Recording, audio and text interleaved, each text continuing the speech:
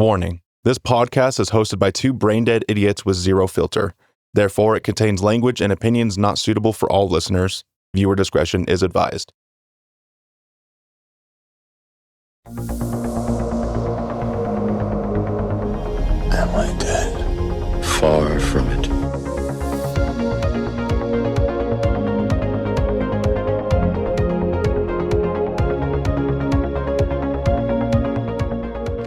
You take the red pill, you stay in Wonderland, and I show you how deep the rabbit hole goes.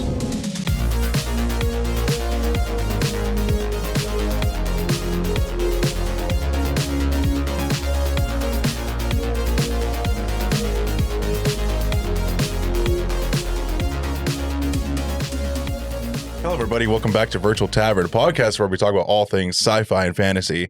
My name's Adam Edgar, and I'm joined by my good buddy, Nate Dogg. Yeah.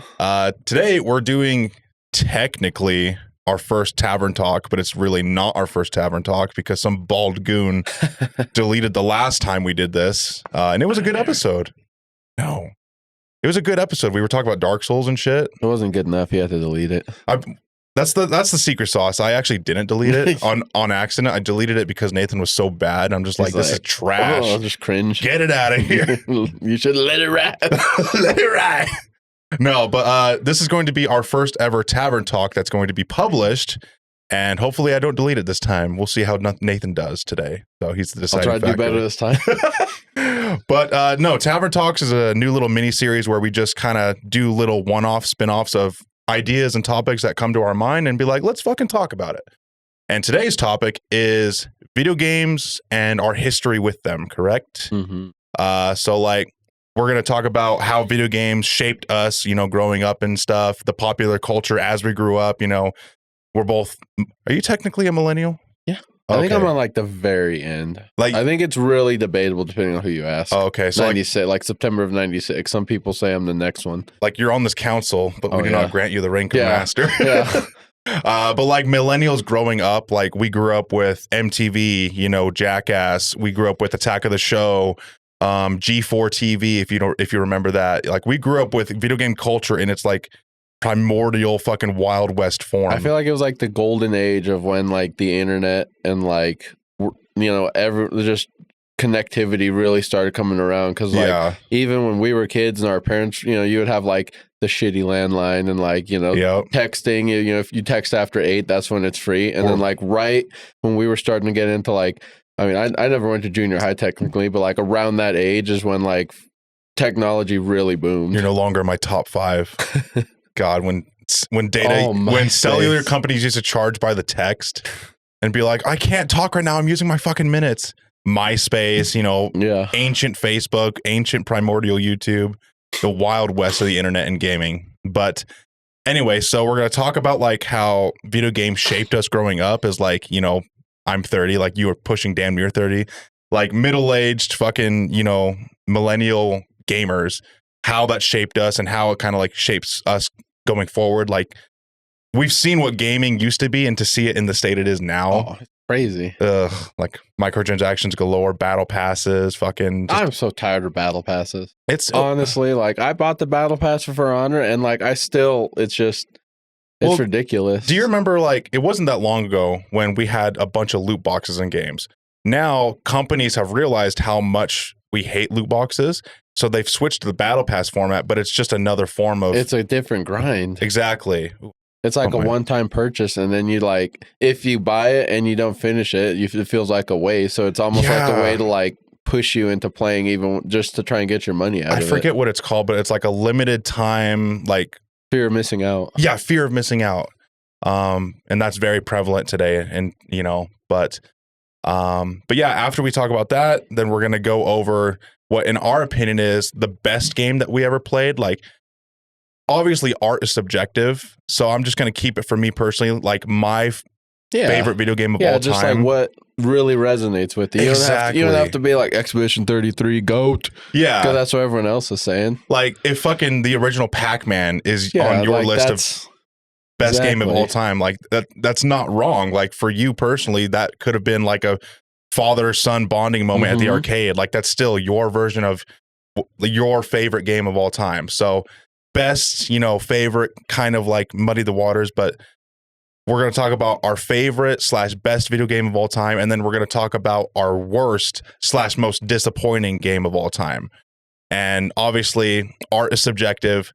I think mine's going to be very controversial, but it's going to be the most disappointing game of all time for me.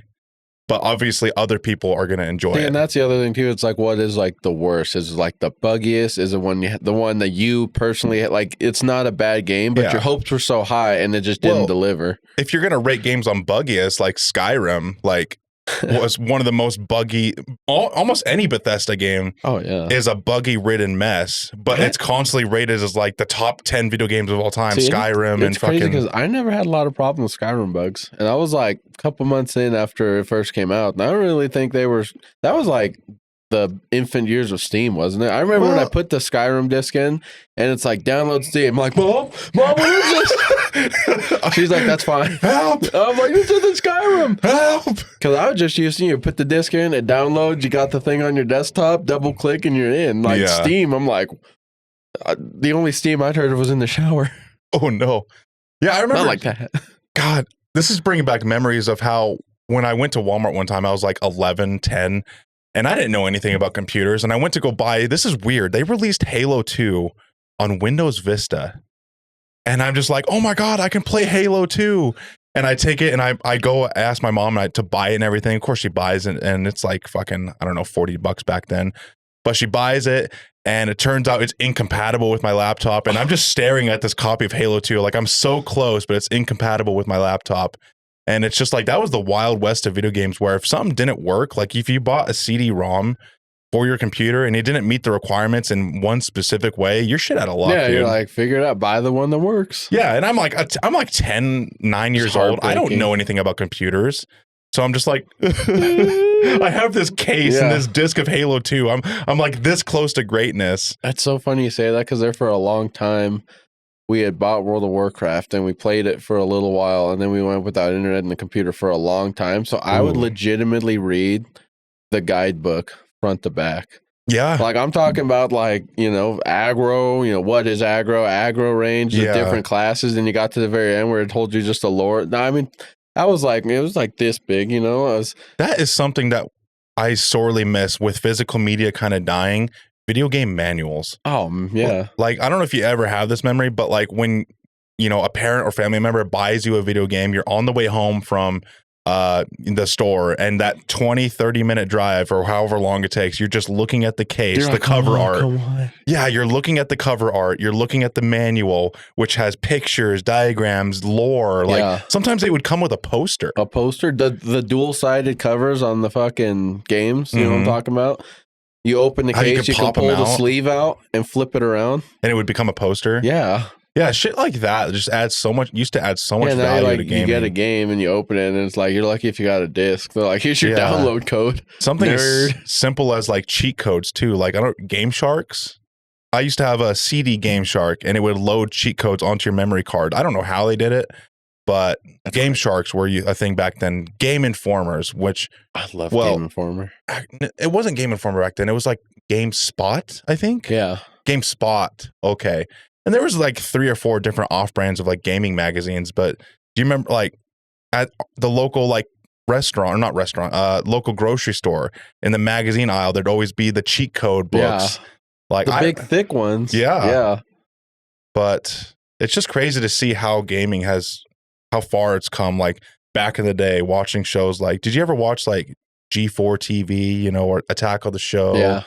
Code Monkeys, fucking just the wild west of like, what was it? Adam Sessler and Olivia Munn. Oh man. Those two guys. But man, we grew up with the Wild West, like old school YouTube too. Like, oh man. When you click on a video for like, all right, Halo 3, how to get recon, you'd click on it and get rickrolled. You're like, no, you motherfucker. Get away with this. But what were some of like the favorite games that you used to play back then? Not obviously not your top pick, but like what was your main like lineup and console? Ooh, that's a hard one. I never really like got to pick games out, you know what I mean? Like my family grew up like kind of poorish, so like I want this game. I would have to play wherever my dad had. So it was like a lot of Medal of Honor Medal of Honor and Call of Duty, like the OG ones. It's a lot of first-person shooters. Oh, yeah. First-person shooters, Final Fantasy X, that was a really big one. Kingdom Hearts. I never got into Final Fantasy. I did play Kingdom Hearts a little bit. Kingdom Hearts was so good. Yeah. I mean, Melanie's played more Kingdom Hearts than I have, but I do remember occasionally playing it at a person's house or whatever and be like, this shit fucks, you know? Yeah. Like, I'm not going to buy it for myself. I don't have any money, but like, you know, but I specifically remember the PS2 was my first ever console. And I played the hell out of that for like a good 5-6 years until I was an early teenager and I got my first Xbox 360. And then from there, I've just been an Xbox fanboy, you know, until now, 30. I'm not even using console anymore. I'm playing on PC. Upgraded. Yeah. I've achieved my final form. But I do remember a lot of my mainstay games were Tony Hawk, Pro Skater, Ratchet and Clank, Warhammer Fire Warrior, which is the only Warhammer 40K game I ever played up until like Space Marine 2 and Dark Tide. So that was my only. I'm like, we play as the aliens. Like, wait, they're not the main people. Are we the baddies? Yeah, are we the baddies? Meanwhile, you go to Dark Tide and be like, wait, I'm playing as the people I killed. What am I doing? This is a terrible game. Gosh, what else? I could probably look up Gears of War. Never played. I played very little multiplayer in Gears of War. I forgot that you said you never played Gears of War. I think Twisted Metal. Twisted Metal Black. Yeah! Oh, man. That game, that's definitely a formulative game because, like, you know, being a kid and then you just go through and just watching all their stories and you're like, I'm just a boy. Now I'm a man. I mean, you got like Billy Ray, the junkyard dog, the guy who drove the tow truck around. He would fling the mines. Yep. His final mission, if you win the whole game, is a guy who like turned him into the mutant, gets like chained to the ground, and then you fucking run him over with the airplane. Speaking of Twisted Metal, who was your favorite driver in that game? Like to play as? Yeah, Sweet Tooth. I thought the Sweet Tooth mech was so cool as a kid. It's like, yeah, just lets it rip.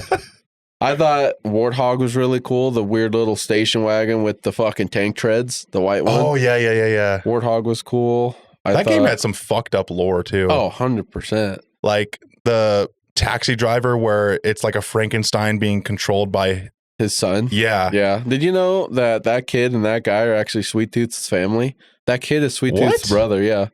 I did not know that. Because Sweet Tooth is Marcus Kane. Yeah. And then the kid, I can't remember his name, but yeah, that's his family. Did you ever get around to watching the TV show? It's on Peacock. Is it good?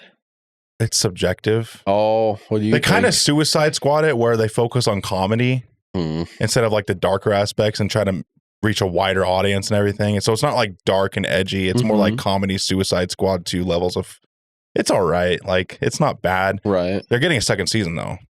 So we'll see. Like a lot of the stories on Twisted Metal Black are kind of intertwined too. Like the whole reason that Warthog is doing what he's doing is so he could become a better killer than Sweet Tooth. Axel is doing, can't remember Axel's story now that I start talking about it, but Axel is the one whose wife died. I can't remember. I went through every person like last month just reading about their stories out of curiosity again. Yeah. Minion, do you remember Minion, the mid-game boss? I do not. So like halfway through when you get in the giant coliseum and you're fighting the semi-truck? I do remember the semi-truck. That's Minion. If you beat the game with every single other character, you unlock Minion as a playable character. I remember you saying that one time when we were hanging out. And then as you're going through the game, you know how they all have the pre-map messages. They talk, you know, just their inner monologues, basically. Yeah. All of Minions are in binary. What, really? Can you decode it? Yeah. Yeah, he talks about how he thinks like the entire thing is just like a figment of Sweet Tooth's imagination, and like he has the deer head on to try and conceal his identity from Sweet Tooth.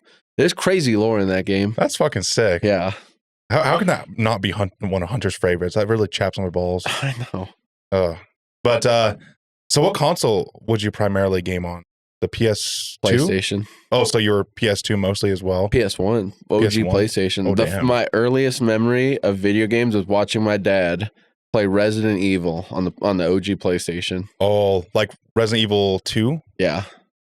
Yeah, like when they were, you know, you start the game, you hang a left, go down the corner, and it hits that cutscene of that zombie eating. Oh, that's like core memory. Yeah. I never got into Resident Evil on the OG PlayStation. One of the only OG PlayStation games I ever vividly remember playing is Spider-Man. That one was really good. Yeah. I remember playing a lot of Spider-Man. Gosh, I think that's it. Like, I know I probably played one or two other. That's what I'm thinking. I'm like, I remember having a stack of the little, the PlayStation 1, the shorty crystal cases, but I can't remember for the life of me. I know it just burned in my memory of Spider-Man 1. But, God, the PlayStation 1, a lot of the graphics were kind of janky, but it was really, like, innovative for its time, too. Like, we got to remember, like, 3D graphics weren't really a thing until the N64. Yeah. Like, the PS1 really tried, but it looked really fucking rough. Yeah. Like, it's got a little novelty to it and going back and everything, but it really didn't. 3D graphics, we got to remember, like, that wasn't really a thing until PS2 and N64, where it became like, okay, that doesn't look like complete ass. Yeah, just like 4 polygons per screen. Like, I'm trying to remember, like, Banjo-Kazooie on the PS1. It didn't look terrible. I think that's the best example of, like, a 3D looking game on the PS1. Played Crash Bandicoot. That was another favorite on the PS1, Crash Bash. Yeah, I played a little bit of it, but not too much. I do remember playing a lot of, like, Mortal Kombat 2 and on the PS2 as well, which we try every once in a while. It shows. Like, you can't keep getting away with this. Just ripping my head. Come here. I'm like, how is he so good? On my glass. Yeah.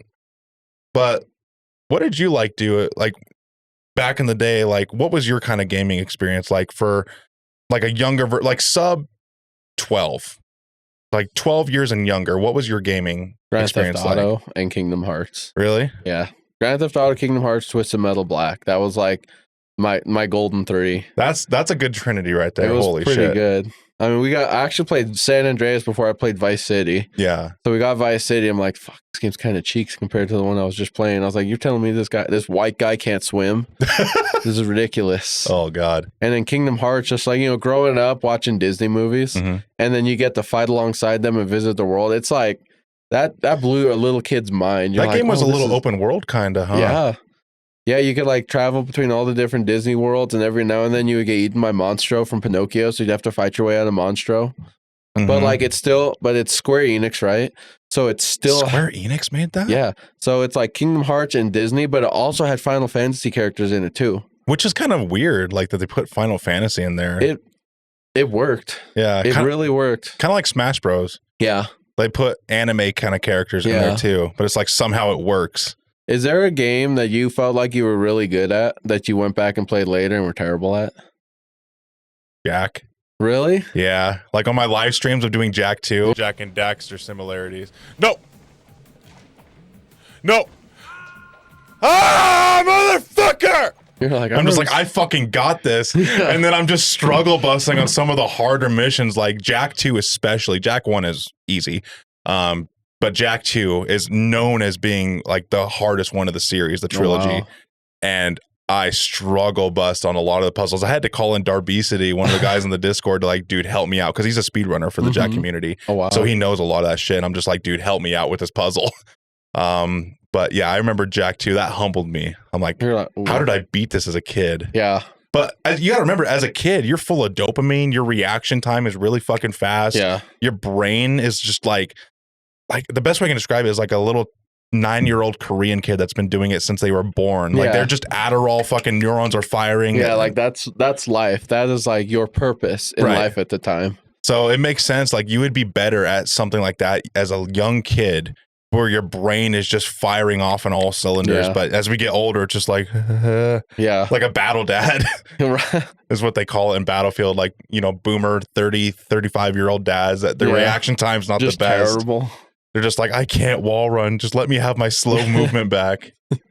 It's like the OG Halo players. Just I don't want sprint in my game. I don't want ADS. Yeah. I want to do the minimal amount of input and get the maximum dopamine. What about you? Same question. Devil May Cry.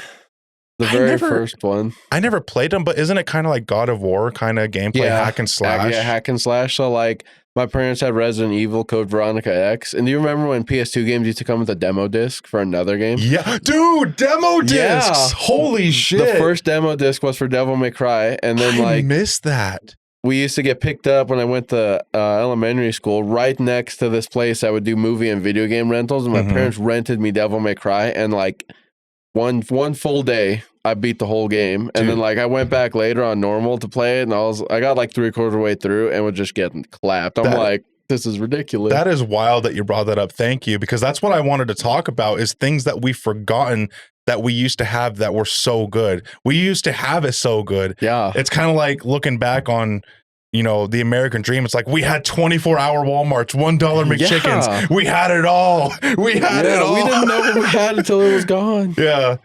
That's essentially gaming. Is like we used to have it so good. And it sucks that these kids that are like, you know, 20 years and younger don't even know like how good it used to be. And now we're like the old boomers, like, we used to have it so good. And they're like, okay, boomer, Fortnite. Right. People. It's like, you don't even know what you're missing out on. Do you remember when you got a new controller that wasn't like a, you know, like a Sony brand controller? An aftermarket one? Yeah, and you're like, oh, this sucker's going to be cool. And then you play it and you're like, this sucks. So anytime you had a buddy over, like, you get that one. Dude. You get the shitty one. That's how, I haven't thrown it away yet, but this one, when we tried to play Mortal Kombat, this one, I'm like, okay, you can have this one, but the block button doesn't work. So the R1 doesn't work, so you literally can't do anything. Is that a Mad Catz too? I think so. Yeah. Is that what you're talking about? How they I just remember that brand being just the aftermarket brand, just how cool you used to think they were. I've had that thing since I was fucking like 12.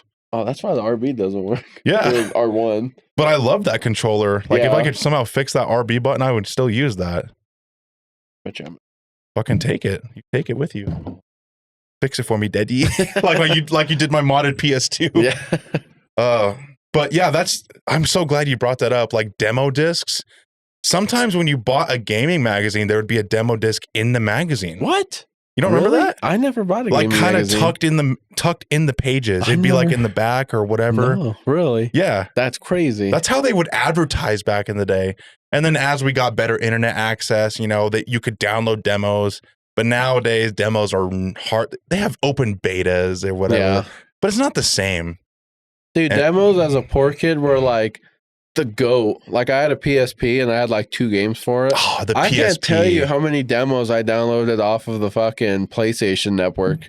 They were good demos. But you could download demos on the PSP? Yeah. What? Yeah. I downloaded the demo for Dissidia, Potapon, Metal Gear Solid Peace Walker, SOCOM, just all sorts of Echo Chrome. I don't know if you ever played that puzzle one. Oh, dude, it was so awesome. No. You still can. The PSP network is still working and functional. Yeah. No way. I bought Dissidia Duodecim on my PlayStation Vita like 4 months ago. Dog. Yeah. That's pretty cool. I would imagine they shut it down by now. No, it's still going strong. I mean, the game selection is kind of meh now. Yeah. Now that we've played what we play now, but like Final Fantasy X is on there. And it's so good. Potapon is it's a really off the wall game, but it's really good. Man, the PSP was ahead of its time. Oh, it really was. Well, since we're on the topic of the PSP, did you ever own one? Yeah, I own one too, and I vividly remember buying or getting movies for that thing, and I took that on so many road trips. I'd watch The Rundown, Doom, fucking, you know, just Dave Chappelle, like random ass little, and they came in these little weird ass. It's a UMD, a Universal Media Disc. Do you know why they did that? Why? They were trying to cut down on pirating. Yeah. Yeah, but it didn't work. It actually made it worse. Yeah. Yeah. Yeah, these little fucking things. These bad boys. Yeah, UMD. Dog.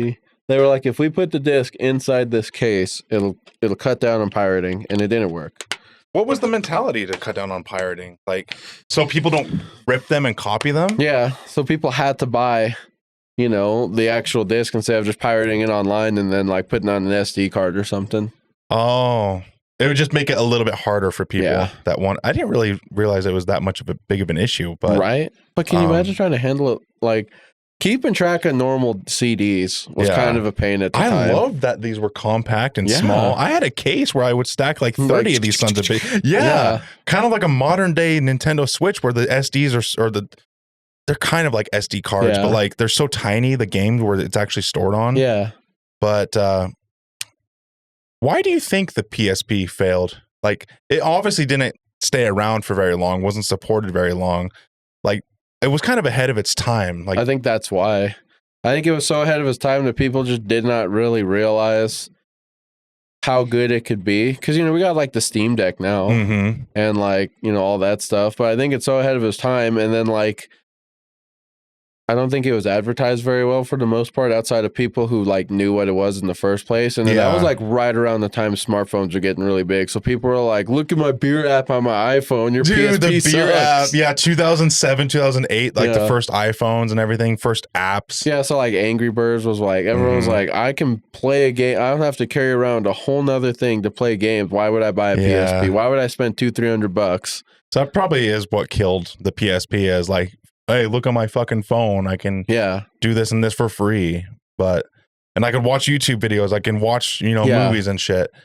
But gosh, what else? Demo discs. Not the magazines, but the cheat code books and everything.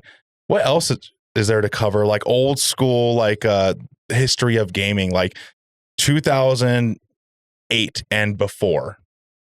Well, can you just imagine? Can you remember how groundbreaking it was when there was like a hub before you played a game? Like you would put a disc into the PS2, launch it straight into the game, right? As soon as we hit Xbox 360 and PS3, there was the dashboard. Dashboard. And you're like, this is like, why is there an extra step? Yeah. This is really weird. It turned into like almost a mini computer. Like depending on what you put on there, you could watch videos. You could badly surf the internet. Yeah, I think the PS2 was the first one to do that. If I remember, the PS2 and the Xbox. Which came out first, the PS2 or the Xbox? I can't remember. I think the PS2, but I'm biased. I could be.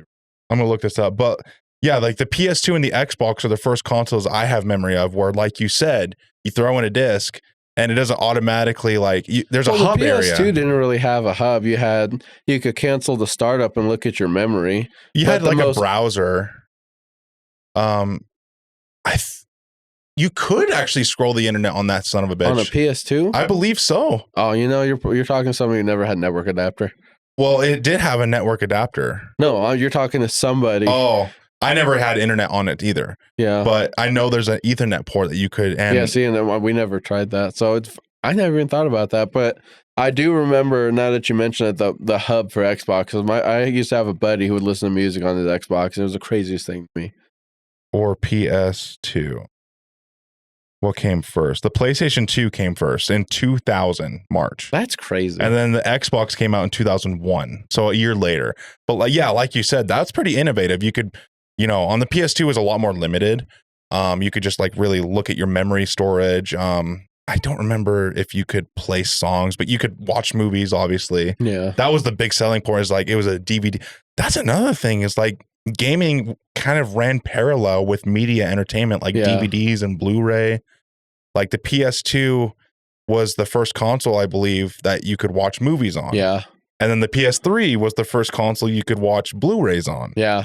So it's like back to back. They're also selling as home entertainment systems, which I think is pretty cool as a part of like gaming history as well. Because I remember watching tons and tons of movies. Like that was your media player back then, not only, movies, but games as well. And nowadays that's kind of lost a little bit. Like, I mean, yeah, it's kind of nice that we have smart TVs with Netflix and whatever built in, but not too long ago, like fucking 10 years ago, I say not too long ago, but like as early as, or as late as 5 years ago, I remember watching a lot of Netflix and Hulu on my Xbox. Yeah. Like before smart TVs were like mainstream and everything. So like, you could put a DVD into a PlayStation, watch TV, right? Mm-hmm. Did you ever put a PlayStation disc into like a CD player? What? Yeah, you could play some games would have the soundtrack built in as like a CD. Really? Like Silent Hill 3, if you put the disc into like a like a CD music player, it would play the soundtrack for the game. That's fucking cool. See, that's why we're having this conversation, is like finding hidden little Easter eggs of history, to talk about this, because I had no idea you could do that. Certain memory card icons on the PlayStation 2 would change depending on the holidays. What? Yeah. No. Yeah, there would be like spiders for like Halloween, or pumpkins, or little Christmas hats. Okay, that is badass. I didn't know that. So like when you go to browse and you pop up your memory card and it shows like all the little... some of them would be changed depending on the season. Oh man, that is so cool. All right, so we have early gaming history. Something else I wanted to talk about that kind of popped in my head as we're discussing is we talked about like the golden age of gaming, you know, G4 TV, the original Xbox, PS2, N64, like where a lot of the memorable fucking games of our time that we still talk about today were created, you know, God of War, Ratchet and Clank, Metal Gear, all these games that formed our childhood. And then we go to like, I don't know, 2008 to like 2013, I think is another era of gaming.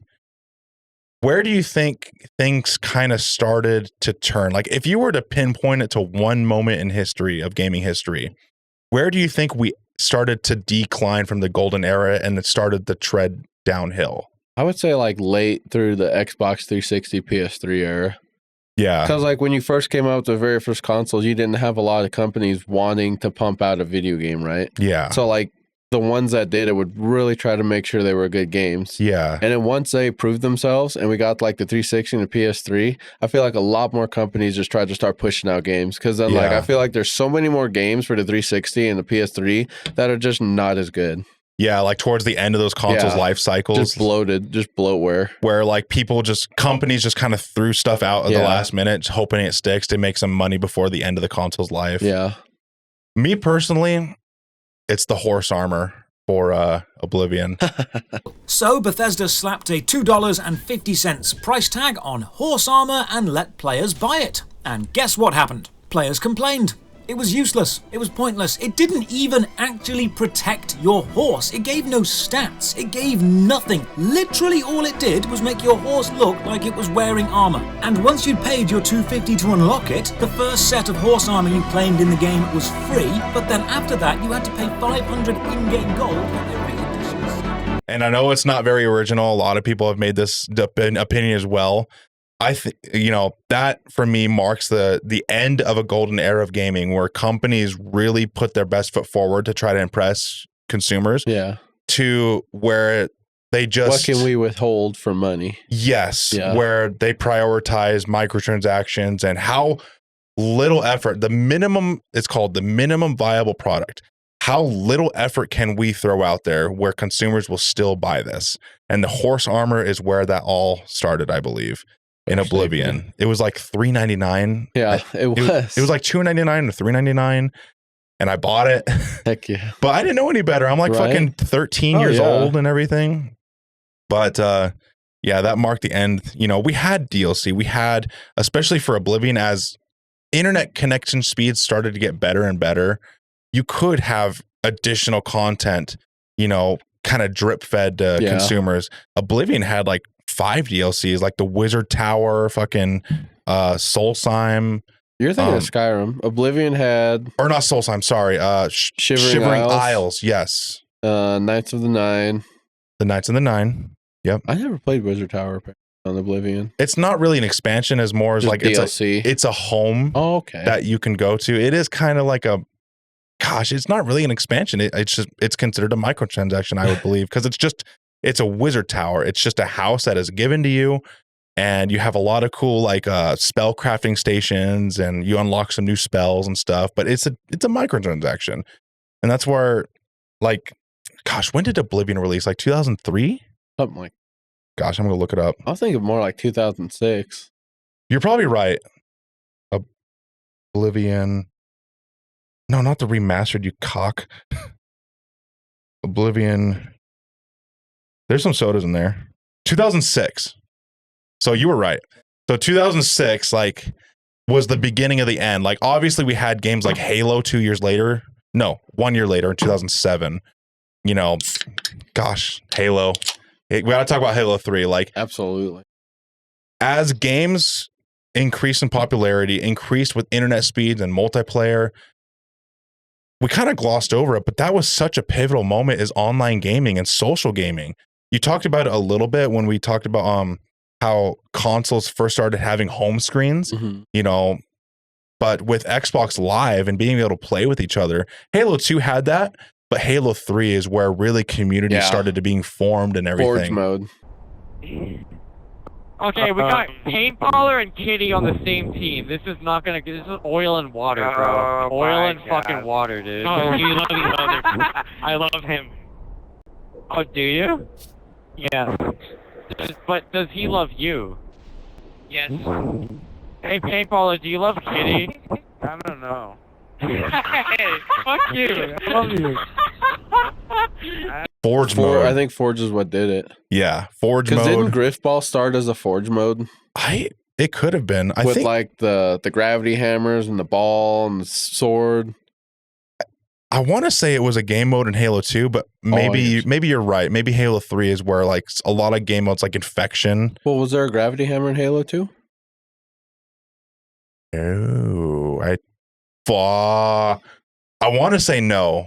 I want to say that there wasn't a gravity hammer in Halo 2. I didn't think so. I'm not going to look it up. I remember the energy sword just being like the coolest thing ever. And then found the gravity hammer. I'm like, this is almost cooler. But yeah, like, I don't know about you, but that really formed my early years of Xbox. Like PS2 is kind of like, I'm like, 9, 10 years old. I'm just kind of you're not really conscious. You're just like a little kid, sensory playing games, having fun. But as I became a young teenager, started making a little bit of friends and everything, that's where I feel like is my golden age of gaming, is the Xbox 360. Yeah. Playing with friends, playing Gears of War with buddies, Halo. Honestly, just those two, Gears of War and Halo, a lot of the time. Building communities, rage baiting each other in the end screens. Oh, Modern Warfare 2. Oh, man. Like, you had to be in the trenches. Yeah. Like, a lot of these kids these days would not survive a Modern Warfare 2 honestly. lobby. You guys fucking learn how to actually play the fucking game and talk. Shoot a gun, dog. Learn how to fucking shoot a gun. You fucking riot shield. What else am I gonna talk about? Oh, riot shield. I'm a pussy that use riot shield. Oh, God. You know what I just realized I used to play a lot of on the PS2 looking at your stack? Dance Dance Revolution. Did you know you could get that at home?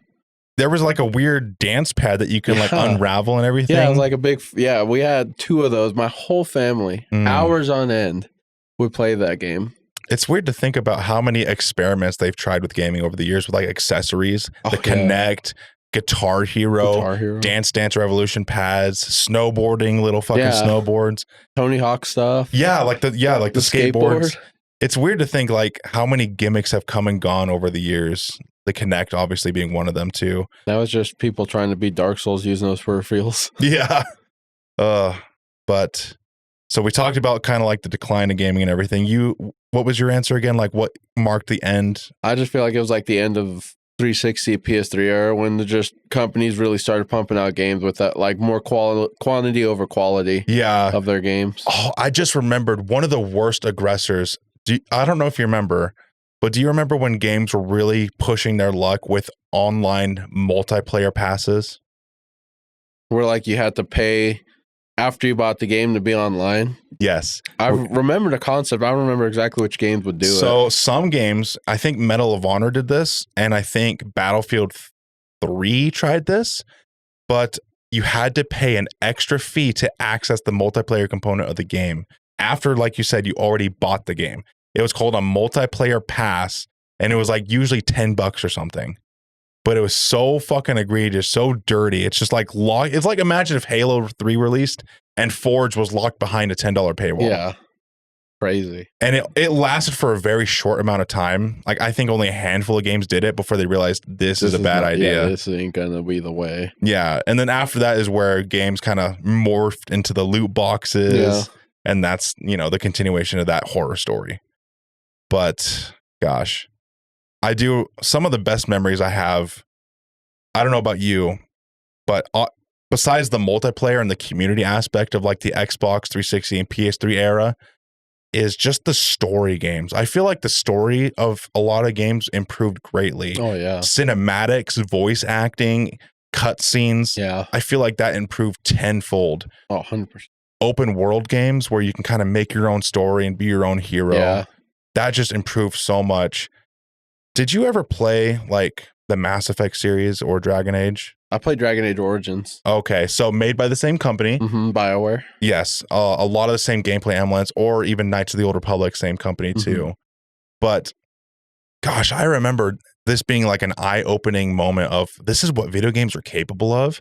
This is what they can do with the story of those games, the characters of those games, where you can romance some of them.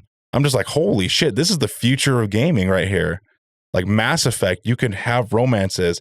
And Mass Effect as a series, I think I've told you this before, but your choices carry through every game. Yes. That is crazy. I loved that. Like, I think I was in 7th grade when those games were released, and I was playing them, and I bought all 3.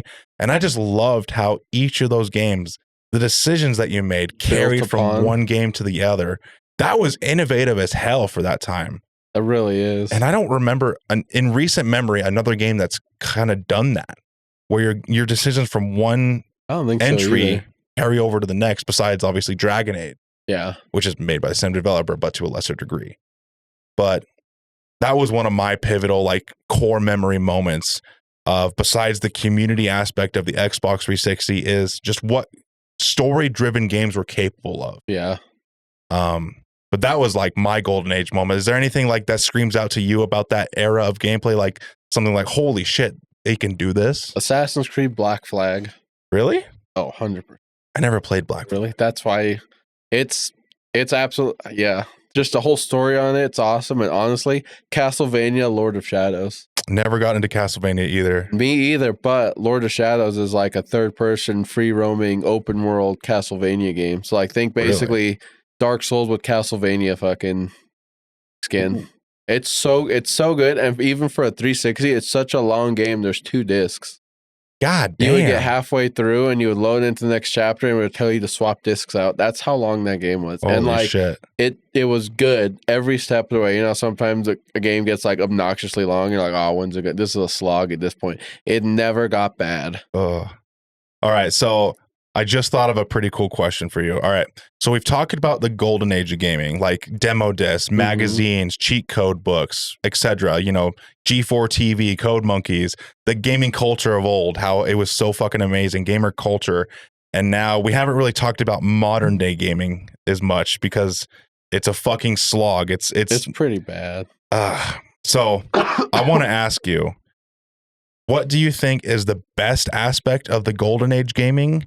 And what do you think is the most egregious, most horrendous aspect of modern day gaming? I think the best aspect of golden age gaming is just how much companies always try to push out a good finished product.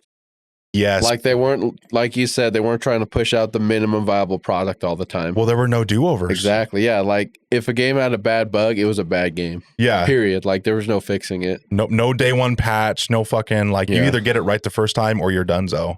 I think probably for me personally, one of the most egregious things, how you can go to the store and you buy a disc and you still have to download stuff to play it. Dude, a 30 gigabyte day one patch, as you throw in the disc. That's supremely frustrating, and that's just with like gaming itself. This isn't even getting into the community now. Yeah. So like the constant updating, like you get home after a long day of work, you're like, I want to play this game. You fucking sit down, you got your Hot Pocket, your fucking soda pops and everything. You're ready to go. Yeah. You put in the game and it says, would you like to download update? Yeah. Especially if you're on slower internet. I mean, that's not so much an issue now, but still some people may have slower internet where a 30 gigabyte update means they don't get to play tonight. Yeah. You know, that fucking sucks, especially for like Modern Warfare. Oh, man. That game is, I think, God, it's like 200 gigabytes now. Yeah, it's insane. It's ridiculous. But games with constant updating, constant day one patches, updating, early access titles where they sell you a half-baked product. Yeah. Yeah, so that was your answer, like wanting to own a disc and then having to install a day one patch, like the comparison between how it was. Like even if it's not like a day one patch, but like say if you have a game and you don't have internet and you put the disc in, I've still had to download stuff. Like, you know, the complete product should be on the disc you buy. Which kind of sucks is that physical media is on its way out. Well, because like you got people who just like, I didn't have internet for a really long time after I moved to Winnemucca. Yeah. Like, you know, far away. I mean, like I would say it was like 2 or 3 years. So like we would just play whatever games we had locally. Yep. If you accidentally deleted something, and then like on Xbox, if you go to update a game, you get partway through the update, you can't cancel the update without deleting the game. Yeah. So yeah, just buying a game and then still having to take my computer to my parent-in-law's house just to make stuff happen. Which so supremely frustrating at the time. Physical media, now that it's on the way out, I realize just how important that was to our culture. Like, oh yeah, when you had a buddy that had a game that you desperately wanted to try out and be like, here you go, champ, here, play. Like, yeah, let me give this to you, play it for a weekend, then give it back to me at school. That was such a cool fucking feeling. Oh yeah. I mean, you can still do that to a degree today, but then you got to, even if you have the disc, you still got to install the motherfucker for some reason. So it's like defeating the whole purpose. Yeah. Really, it's just a license. Yeah, a key. Yeah, there's some base files to get you going to download from the disc, but most of the games nowadays, the disc is just a placeholder. Yeah. It's a key. And you still got to download it. And then you got to deal with all the updates, day one updates, patches, whatever the fuck. There's so many barriers to like just having it be there and ready to go. And I think that's something that we've lost. Like, there should just be an offline mode for your console. Just be like, all right, I install the game once, offline mode for the console. I don't got to deal with updates. I don't got to deal with anything.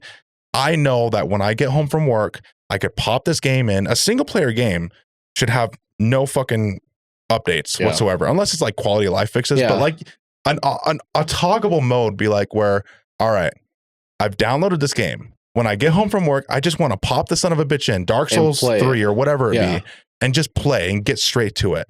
No updates, no bullshit to prevent me from playing the game. Yeah, that's something that we've definitely lost with physical media kind of going out the door. And it's like the scary depiction of the future. You'll own nothing and be happy. Yeah. Ugh. But yeah, so I think that kind of is the same for me. Like, physical media is the physical media dying is one of the worst aspects of modern gaming, aside from the microtransactions, aside from the battle passes, you know, the egregious day one releases that are completely buggy. Yeah, just terrible just to get it done. Yeah. So I think now is a good time to get into our best and worst games. So we've kind of gone over a broad history of gaming.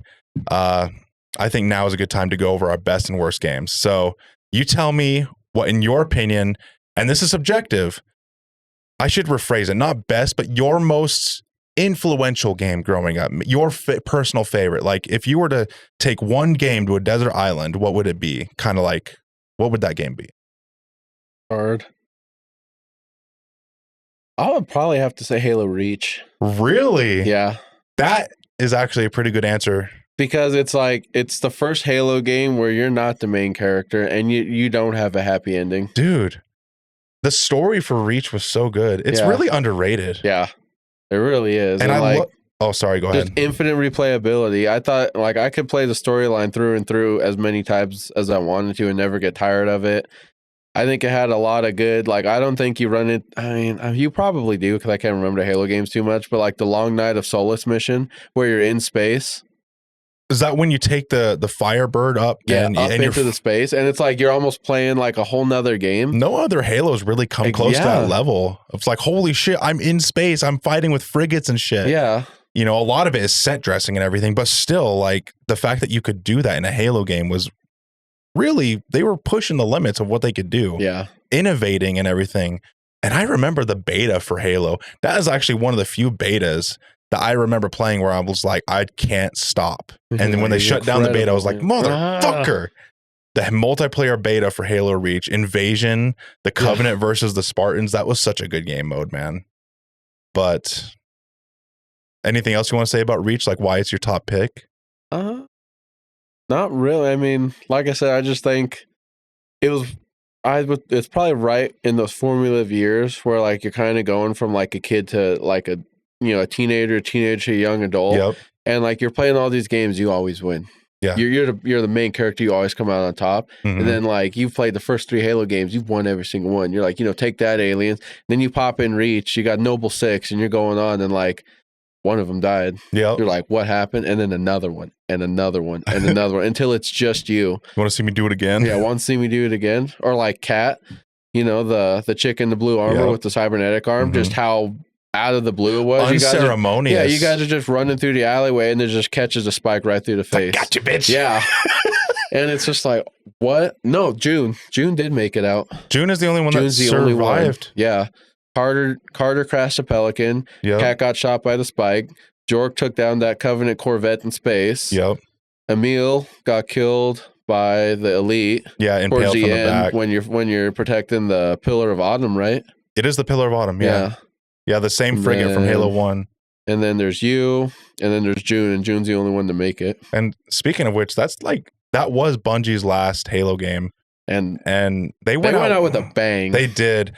And like you said, the campaign was really good. I loved how you created a character, a Spartan, who's a blank slate, and your customization for your armor would appear in the cutscenes. It was so cool. Like, I don't remember another game doing something like that.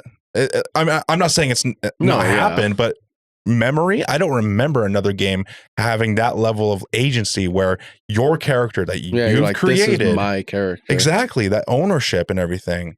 It was fucking cool. So my pick, and obviously this is subjective, but my pick for is this subjective? Yes. Just making sure. I don't think you said it. I think I've said it probably 5 times, but Jak and Daxter on the PS2. And the reason why I say that is because I've mentioned how the PS2 was my first ever console. Jak and Daxter was like one of my first 3 games I ever got as a kid. And I played the ever-living hell out of it. And it was just a complete experience. It had a semi-open world. It had platforming mechanics. It had a cartoon art style that was very fun and very engaging. The movement was great. The action was awesome. They had some boss fights, memorable characters. And I just remember as a kid just like falling in love and like being enamored by like, holy shit, this is what games are capable of. I'm loving this. Like the responsiveness of the game. I would jump and my character, the fluid animations. I remember watching a lot of behind the scenes material because Naughty Dog made this game. Same people that made Uncharted, The Last of Us. Naughty Dog made the Jak series. Oh, wow.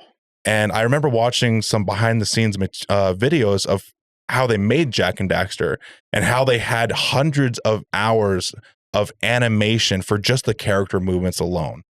So when the character moved, I just remember this dopamine of like my fingers hitting the controller, the joystick, and the character moving in such a fluid animation in such a fluid way. And for some reason that's just stuck with me. Core memory. Yes, that core memory of like, holy shit, this is what gaming is capable of. I move the controller and this character moves so fluidly. And I just like, it formed something there, like some kind of neuron just formed. And that was like the first real gaming memory I have. It was so pivotal. And obviously I love the Jak series as well. Like Jak 2, Jak 3, all of them, just really great PS2 games, really great platformer games.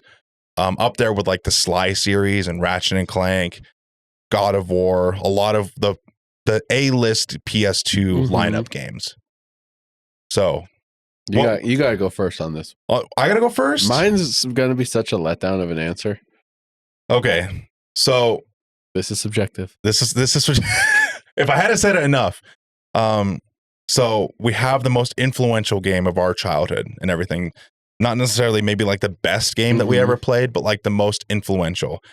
And then for the worst, the other section, the other half of the coin, I'm going to say it's my most disappointing game I've ever played. Like such a big letdown. It may not be like the worst game of all time because it's a functional game. It works.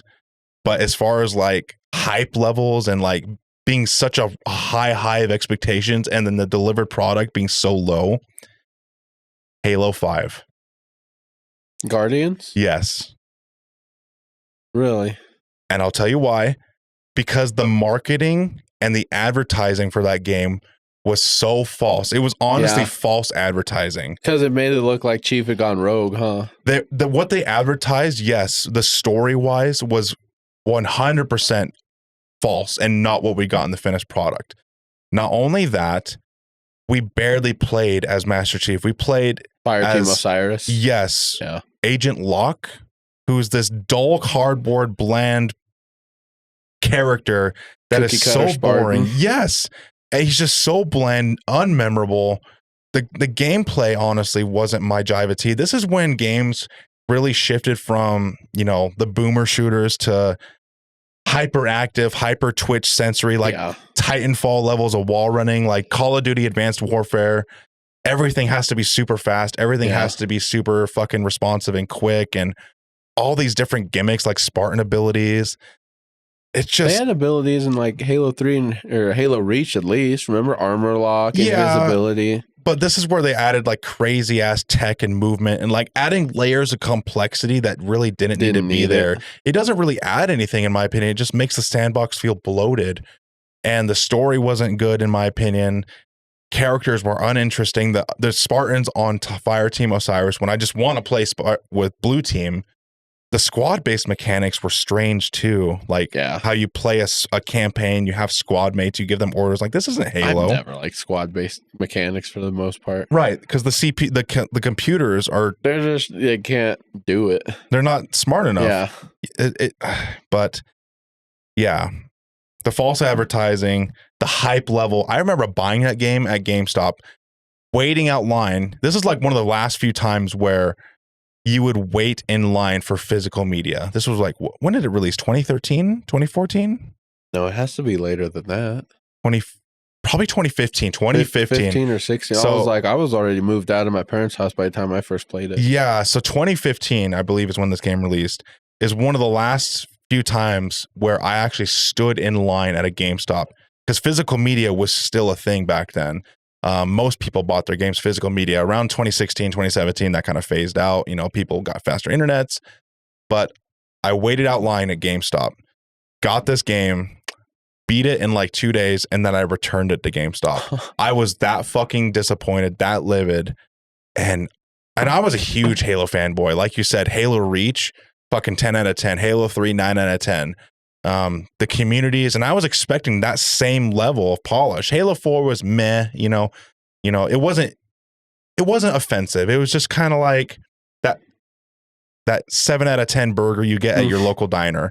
It does the job, right? Yeah. It's inoffensive. It does the job. It sates your hunger, but it's not like Chef Ramsay fucking levels.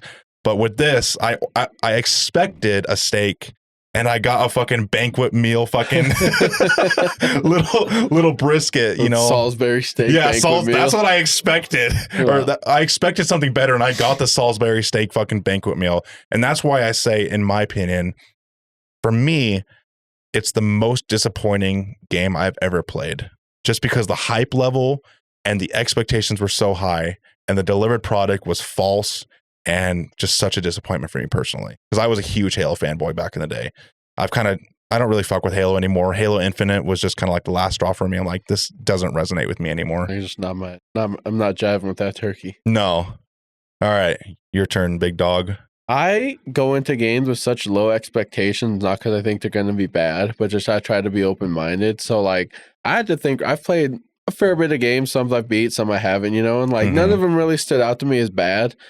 But a couple weeks ago, I bought this game called Chicken Party. It's terrible.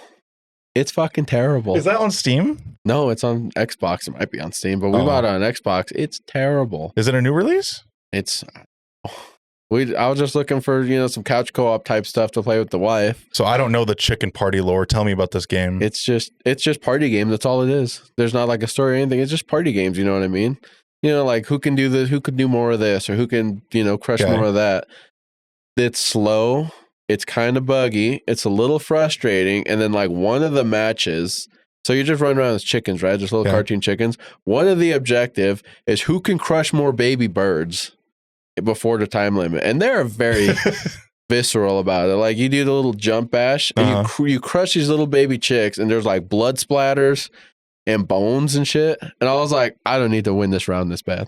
So it kind of shocked you how visceral it was? I was just, and it's not like it was like super duper realistic or anything, but I was just like, I don't need this that bad. I was like, we did one playthrough of a couple of the modes. Never went back. I've never been so disappointed at playing a game before. So you were expecting like a fun, casual, I was expecting it to be a lot funner. I mean, like a Super Mario Party, like a fun couch co-op game. Yeah. And what you got was kind of like a gruesome, weird. It wasn't super duper over dramatically gruesome, but like who can put more eggs in the donuts, or who can smash these chairs more, and then like right in between that, you're killing baby birds. So the game. So you got repetitive gameplay, boring mechanics, and. Yeah, just kind of like shock value. Yeah, I was just like, this isn't my fucking cup of tea. This isn't my cup of jizz. Yeah, I mean, like I said, I've played, like I went into Halo 5, And like you said, I expected the whole weird betrayal storyline is playing out, and I was like, man, this isn't how it looked, but whatever. And then I beat it, and I was like, that wasn't bad. I finished it. I never went back. Yeah. Never did multiplayer. I thought running through St. Helios towards the end was pretty cool. Yeah. But, Hollow Knight, that game's hard. It's good. I haven't beat it, but it's not bad. Dark Souls, I'm losing a game doesn't make me think it's a bad game. Yeah. Or not being good at it. Like, it took me over 60 tries to beat the first boss of the Bloodborne DLC, and I don't think that's because it was a bad game. Bloodborne had DLC? Yeah. Oh, yeah. Yeah, I mean, just because I'm not good in a game doesn't make it bad. Right. And just because I'm good at a game doesn't make it good. Right. You know what I mean? Like, you can beat a game and you're like, that sucked. Yeah. And I've never been so offended, not like outraged, but just like offended at this chicken. Just like someone pissing your cereal. Yeah, just I was like, thanks, dog. I was like, I spent $8 on this. I bought it on my Xbox. Well, there you go. It's because you spent $8. And then she bought it on hers. Also $16. It was $4 each. Oh. But you couldn't even play online. You had to be on the same console. So that was strike one, right? I'm like, you got this fucking co-op game and you can't play it over online.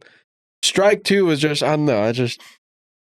I had to think really hard about that. I had to think like long back into my childhood, all the different games I've played. And your best was a $4 indie game on the Xbox. Because I try to be really open-minded. I mean, I played like the Playboy game before. It's like, think of The Sims. Playboy had a game? Yeah, think of like The Sims, but with Playboy. Yeah. Yeah, and like that, I didn't even get very far into it. I never really jived with The Sims other than like building cool houses. But like, yeah, it's such a, like I said, it's such a letdown of an answer. It's uninteresting, but like, I really try to be optimistic and see the best in everything. But I was like, no offense to the guys who created Chicken Party, but the 5 developers. Yeah, fuck it's just not my fucking cup of tea. It was slow. Fuck yeah. All right, so one last thing to close it out. We talked about the golden age of gaming. We talked about how the transformative years, kind of like where Xbox 360, PS3, where things kind of shifted, the beginning of the end, right? The tail end of the golden era. Mm-hmm. And then we briefly described modern day gaming. Where do you think gaming goes from here in regards to like, do you think we've gotten as worse it could possibly get with modern day gaming, like monetization, the way gaming is today, or do you think it could get worse? Do you think it could get better? Where do you think we go from here? I think it's really slowly trending upward.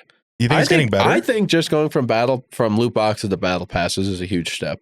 Kind of pumping the brakes a little bit and like one step back. At the very least, you can look at the entirety of a battle pass and you know what you're in for. Yeah. And like once you buy it, it's up to you. Like there's no chance. Like, if I play this, I might get it, I might not. Yeah. It's just if you're willing to spend the money on it, then the ball's in your court to get your worth out of it at that point. Yeah. Nobody's forcing you to not play. Nobody's forcing you to not play the modes that'll, But like when you're talking about loot boxes, like you could pump 30, 40, 50 bucks into it and not get anything. I can't tell you how much money I dropped on loot boxes on Call of Duty Advanced Warfare.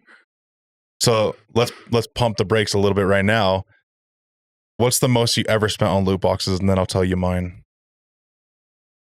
$200. Oh. What game? Call of Duty Advanced Call of Duty Mobile. Mobile? Yeah. Oh, brother. Yeah. Mine was Gears of War 4. How much was it? Like $120. Because, God, I'm so ashamed of this to this day. They had loot boxes, obviously. Where there's a skin you wanted. There's a skin, a character skin. Well, actually, a character. And it was a random chance, obviously, like 1 out of, 20. Yeah. It was so stupid. It was a UIR guard, from one of the factions in Gears of War. And I really wanted this fucking guy. And I just kept dumping money and dumping money. $50 goes by, $75. I'm like, fuck! And by $110, I finally get him. And I just felt so empty and ashamed of myself. Yeah, like once you do it, you're like, right. You're like, it's... Yeah, at what cost? I played with that character for like a couple days afterwards, and then I never played the game again. I was like, I hate myself. But that's the state that we're in. Like some people have no self-control. V-Bucks, virtual currencies. Yeah. If you don't have any self-control, if you have like gambling tendencies and everything. Oh man. I'm not going to say I'm a saint. Sometimes if it's a game I like, especially Helldivers, a game that I thoroughly enjoy, when a battle pass comes out, I'll buy it every time. Yeah. But that's just because I thoroughly enjoy that game. I'll spend the $10 on the war bond or whatever it is, which is essentially a battle pass. Right. But some people what about it like that? You just connected the dots for me. I was like, which dots? That the battle passes that the war bonds are battle passes. Wait, really? Yeah. Yeah, it makes total sense now. So yeah, I'm not innocent. I kind of drink the Kool-Aid a little bit. I buy battle passes every once in a while, but I don't let it get out of hand. Like every couple weeks when Helldivers releases a new war bond, I'll throw $10 their way. But that's just because I enjoy that game and I love that game, and it is new content. It's not just skins or weapon skins or whatever the fuck. There's new weapons, there's new vehicles, stratagems. They're worth it. You're getting something of value. So much. It's not like horse armor, something so egregiously useless just to keep looks, cosmetics. Right. Like it can be worse, and it has been worse, and it sometimes still is worse. Like people with no self-control, people that spend, I'm really bad about microtransactions. Like V-Bucks and shit. Not like, I'm dumping paycheck after paycheck, but like it takes very little. Like I bought the battle pass for Honor like last week because like I had made it like tier 30 on the free pass. Yeah. I was like, if I spend $10, I can get double the amount of rewards I have right now. I was like, and the stuff that I already unlocked, I was like, oh, that looks cool. Why not? And so like now at this point, like I'm looking, I'm level 54 on the battle pass. I'm like, I really got to finish this battle pass or I'm going to feel bad about myself. Yeah. It's better if the game is free to play. That way you feel less guilty. Like, okay, if I'm having a lot of fun on a free to play game, you feel less guilty dumping $20, $30 because you're like, if this, that's what I would have paid for the game in the first place. Right. But it's a whole different thing if you throw money on a game you paid full price for. There's a middle ground to be had, but we haven't got there yet. Elder Scrolls Online is another guilty pleasure of mine. I haven't played it in many years because I'm not allowed to, because I used to be a very angry person when I played that game. But there's loot boxes in that one called crown crates. Crowns is their currency in that game. And I do remember spending not as bad as the $110 Gears of War boxes, but I did jump quite a bit of money into that game, like over the course of me playing it for like 3 or 4 years. So on Call of Duty Mobile, I dumped $100, and like basically they're like, spend this much for this many rolls, and you're guaranteed to get this character. So I spent $100, got the character, and then he had a matching gun. They're like, spend another $100, so guaranteed to get this gun. I was like, let it ride, let it ride. I guess I should rephrase the question a little bit too, like. We've seen how bad monetization in games can be, right? The worst case scenarios being like 10 years ago with multiplayer passes. Yeah. I think that was the worst it has ever been. Bad. And then we had loot boxes, which weren't much better. And now we're in the era of battle passes. Do you think it can get better? Like where it's more fair for the consumer? Or do you think we've kind of like plateaued, like this is what we're going to have for now on is battle passes? I think battle passes are here to stay for a while, but I think it can definitely get better. I don't know how I can improve it, but like the idea of battle passes has never really jabbed with me. I'm like, because companies are not going to stop like monetizing their games, trickle feeding microtransactions. It's more like, how much are we willing to put up with how egregious they are? Yeah. The minimum viable product, right? Yeah. How little effort can we throw into this content that we throw out and people will still eat it up like hotcakes? Like, I don't know the answer either. I don't know if we can get better than the battle pass system to where companies can still get their nut and we don't feel like we're violated, right? You don't feel like you get better? You think battle passes are pretty? Some of them are pretty egregious that manipulate the player, especially if they're limited time. Yeah. Helldivers, I think, is one of the best examples. Oh, 100%. Because that's why I feel like war bonds are so good. I didn't even occur to me they were battle passes in my head, because it's like they're all, when I think battle pass, I think like you spend $10 and you have 2 months to fill it out or you're fucked. Right. A limited time kind of like, but no, Helldivers, I think, is one of the better examples because the currency is earnable in the game. You have to really fucking play the game a lot to get 1,000 super credits to get a war bond, which is essentially $10, but you still can. It's an option.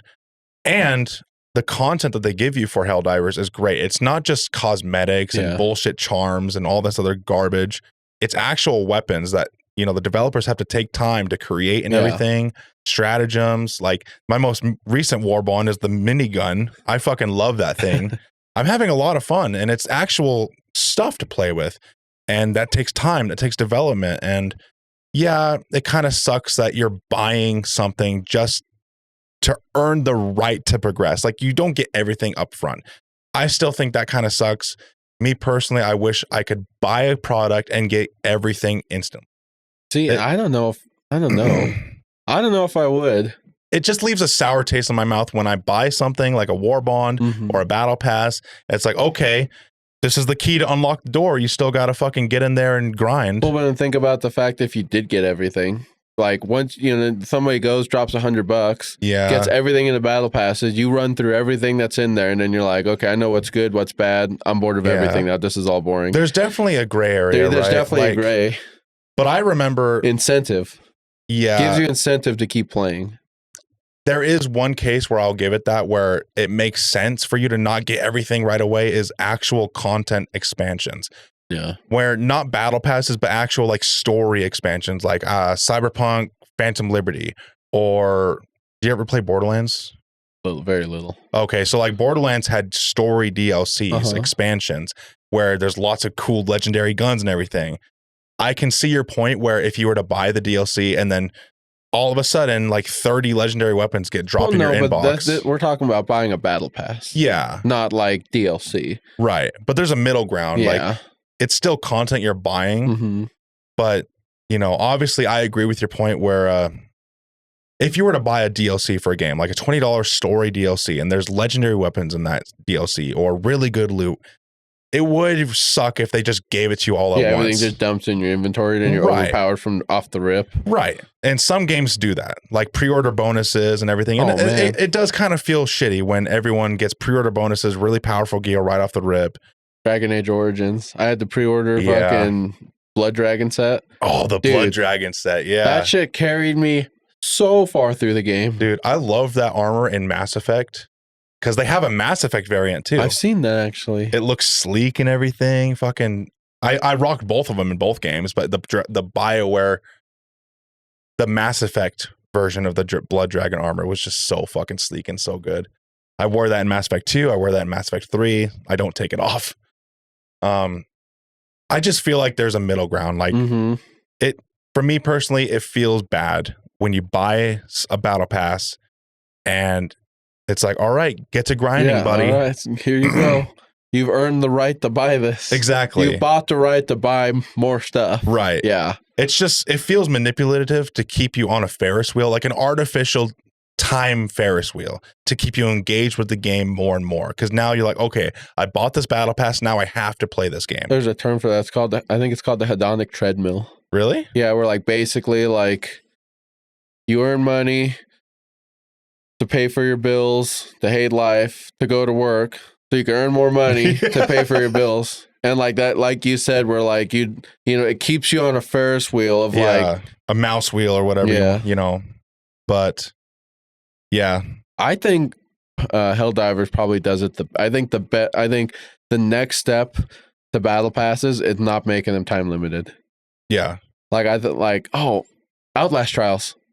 All of those catalogs are battle passes, and you can just go through. You have your main one right now, and then you could go through, pick another one, and then start working on it at the same time. I think Outlast Trials does it really well now I think about it. Outlast Trials and Helldivers, I think, are like peak like content right now as far as like the least egregious examples of modern day monetization, where they still allow you to earn them through regular gameplay, but you can still spend real money to keep. I mean, with almost every game now is live service. Yeah. Constant drip fed content. So it makes sense. They're not going to release constant expansions, like real DLC level expansions, like Destiny or something. Yeah. But I think Helldivers does it really good too, where like I'll log on after not playing for a couple months and like I get like 20, the fucking or 200 of the currency that you use to buy the super creds. Oh yeah. Like just from, this major order is completed. This one, like I wasn't even there to be part of it. And they're still like, here you go, buddy. Here you go. Yeah. So like, I don't know. That's better than not getting it, I guess. You know, I leave the game with 10, come back 2 months later, I'm still at 10 and have to grind. You know, you come back and there's always some incentive to come back after you're like, hey, you've been gone for a while, but here's some stuff to try to get yourself back in the game. Yeah. Limited time shop items. Like are the most fucking egregious ones. Like 12, you have 12 hours to buy this skin or it's going to be gone forever. Yeah. And I'm like, oh, I might need it. But we're definitely living in a gray area right now, but like you said, I feel like we have made improvements, but it definitely has been way worse. So it's kind of like, what do you want, buddy? Like the game company's like, dude, like what else do you want? And meanwhile, I'm like, but I remember how good we used to have it. And the game companies are just like, how much more do you want, you little selfish fucking entitled consumer? I'm like, we used to have it so good. All of it. Yeah. So it's like, how much can I realistically expect gaming to improve? It's never going to reach those golden age hype levels, you know, demo disc, value for the consumer.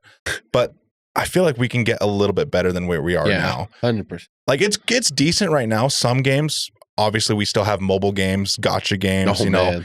It's still pretty bad in some games, but games like Helldivers, games like Outlast Trials are moving closer to something that's equitable for both sides. The consumer and the company still gets their nut, you know. They're going to milk us anyway, but it needs to feel fair. It needs to feel not manipulative. I think the biggest thing about why it feels so manipulative is just how they prey upon the fear of missing out. Yeah, I think if they can get rid of, I think if that gets gotten rid of, I think that's like a huge step forward. Which is, Helldivers is another reason, like, when a Warbond releases, it's there forever. Yeah. You're not just going to have to wait, oh, fuck, the only Warbond that's in the shop right now is Dust Devils, you know, fucking, that's the one I don't have. Yeah. So you know, I gotta get on and I gotta play right now. It doesn't matter if my grandma's in the hospital. If I don't play right now, I'm going to lose the shop. Yeah. But anyway, I think that was a good episode. Yeah. Is there any closing remarks? Anything that we might have touched on that you want to go into depth a little bit more? Or? No, I think we hashed everything out pretty good. You? I can't really think of anything. We went over a lot of broad topics. You know, gaming culture, how gaming culture used to be such a fucking part of like pop culture. Yeah, it still is to an extent. You know, you got Twitch streamers and everything. It's so like, can't even think of the word now. Well, back then, pop culture specifically, it wasn't the norm. The internet was still in its very primordial, like nascent stage. It was very early, very, you know, early development.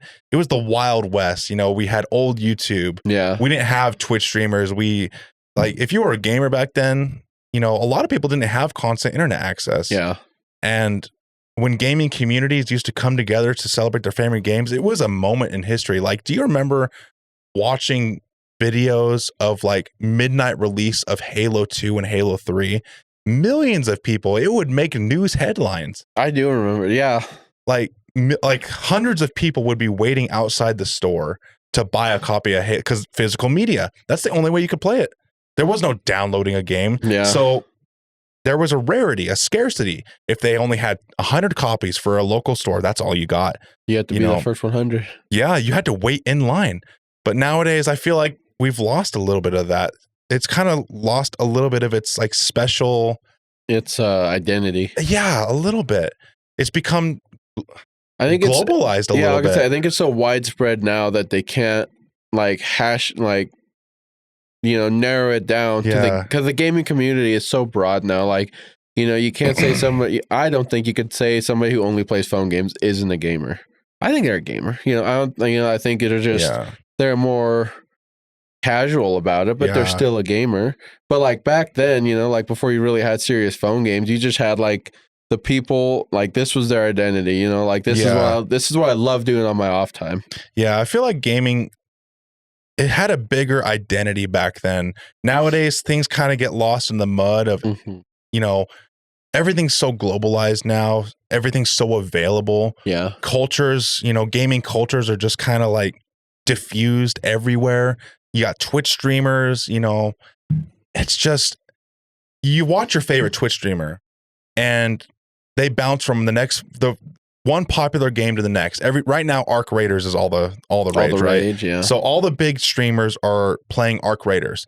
You know, what it'll be next month, I don't know. Right. But I feel like we lost a little bit of our identity where if you were a Halo player, you were a Halo player. You knew. Yeah. Like that was, But, you know, we had midnight releases. We had Mountain Dew, Doritos, Game Fuel, man. Halo 3, like the little codes on the bottles. Yeah. I just feel like we lost a little bit of something. Gaming's still special today. We still have releases every once in a while that scratch that nostalgic itch. Like something that is just the gold standard of gaming, like Baldur's Gate 3, Expedition 33, you know, these bangers of fucking games, Cyberpunk, not in its release state, but what it is now. Yeah. Like these special games that resonate with us, story games that live with us, you know, it still happens every once in a blue moon. We have that game of the year, Elden Ring. Yeah. Oh, you know, man. But it is definitely something that, you know, I'm glad we're talking about because we just had it. We had it good. It was something so special. Yeah. It's not something that's probably ever going to come around again in the same special way. Right. You know, well, who's to say, let's play a, you know, glass half full kind of right now. Who's to say maybe in 5 years when virtual reality becomes a thing that we won't have like something like the Oasis in Ready Player One, something equally as like innovative and special for a new generation of gamers, you know? Let's just hope that something like that happens. Just be like optimistic. Something as revolutionary as Xbox Live. Maybe that next thing is around the corner. You know, I'm more of a pessimist than an optimist, but like, you know, maybe. Right. You know? I'm always ready for the next best thing. Well, I think that was a good episode. I think if we continue on, we'll just keep rambling about random stuff. So this was a great time. This is the first Tavern Talk, and we're going to be doing a lot more of these. Right now, we cover Cyberpunk and Lord of the Rings. But on the side, this is going to be a little side series where we just talk about literally anything that we want. You know, be like, oh, shit, I want to talk about that, but I don't want to make it like a 10-episode series. Right. You know, just kind of one and done. Yeah, one-offs, exactly. So anyway, this is Virtual Tavern. We've been talking about gaming history. My name is Adam Edgar. Nate Dogg. I was like, please lay up, dunk it. Right. I'm like, I got you. I'm Nate Dogg. I'm the guy. I'm Nathan. The panic dunk. Like, and we will catch you guys. You good. Stop making me laugh on the next one. Ciao.